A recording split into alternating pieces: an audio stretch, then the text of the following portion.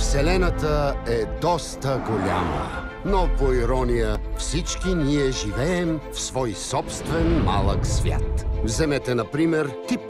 Обикновенно момиче с любяща майка и котарак на име Свинчо.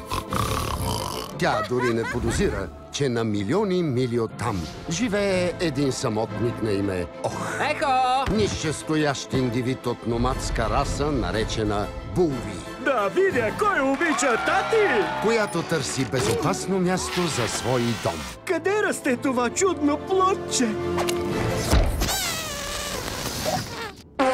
Шансът тези двамата да се срещнат е нула, но Вселената е абсолютно непредсказуема. Ако не ме пуснеш, ще включа очните си лазери и ще стрелям с тях. Сериозно ли можеш? Да. От DreamWorks Animation. Какво си направил с колата ми? Оправих я да лети по-добре. Готов съм да приема един от традиционните ви жестове на човешка благодарност. Традицията е да те прасна по носа. Стой така. Благодарността ти е приета. От създателите на Крут. В колата ти има вредители. Това е котаракът ми. Сега взе да вибрира.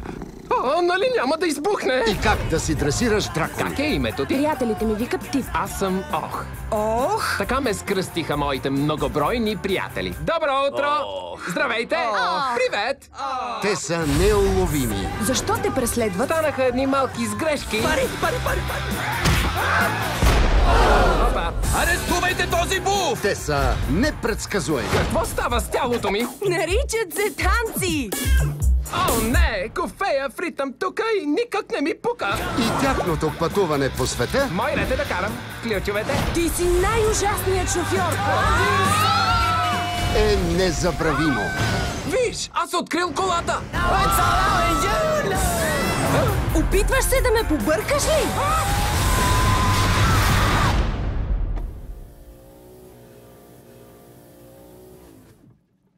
DreamWorks у дома. Очаквайте скоро на Real D 3D и Digital 3D.